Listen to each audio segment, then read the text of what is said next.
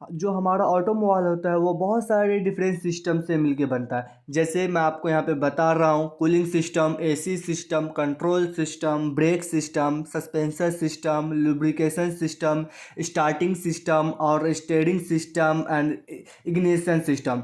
ये बहुत सारे सिस्टम मिलके बनता है। इनमें से एक इम्पोर्टेंट सिस्टम है जिसको बोलते हैं हम ट्रांसमिशन सिस्टम। तो आज हम ट्रांसमिशन सिस्टम के बारे में बात करेंगे कि ट्रांसमिशन सिस्टम क्या है और ये कार में कैसे कार्य करता है, पावर इंजन से व्हील तक कैसे पहुंचता है। तो सबसे पहले मैं इसके पार्ट्स बता देता हूं कि कौन कौन से पार्ट्स होते हैं और किस इक्वेंस में लगे होते हैं। तो सबसे पहला पार्ट होता है इंजन।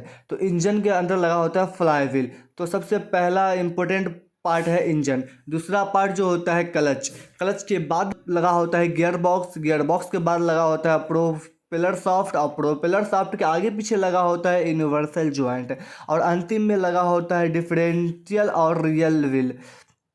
तो ये है ट्रांसमिशन सिस्टम के पार्ट्स किस क्रम में लगे होते हैं, मैं आपको इमेज में दिखा रहा हूँ। तो मैं अब आपको इसके ऑब्जेक्टिव रिक्वायरमेंट के बारे में बता रहा हूँ, इसके पार्ट्स के। तो सबसे पहले हम फंक्शन के बारे में बात करते हैं कि इसका काम क्या है।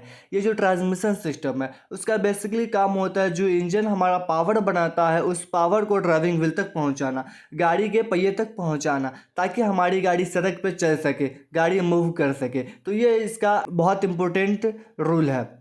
तो रिक्वायरमेंट क्या है, इसकी ज़रूरत क्यों पड़ी, तो आज ये बहुत सारे पॉइंट मैं आपको बता रहा हूँ थोड़ा थोड़ा। देखिए, engage and disengage engine form driving wheel and needed.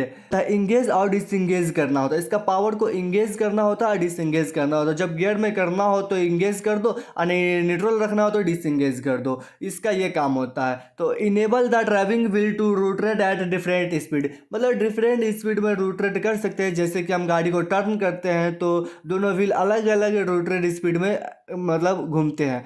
तीसरा होता है contact the driving wheels to engine smoothly without shock, मतलब जो गियर जो चेंज हो जाता है वो बिना झटके के चेंज हो जाता है। ये इसका खासियत है कि मतलब झटके के बिना ही गियर को चेंज कर देता है।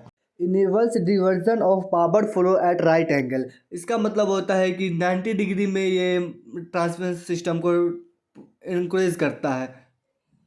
Transfer power from engine two wheel, मतलब कोई इंजन के जो पावर होते हैं वो ट्रांसमिशन सिस्टम तक पहुंचाता है, मतलब व्हील तक पहुंचाता है। इंजन का पावर व्हील तक पहुंचाता है, ये इसका कार्य होता है।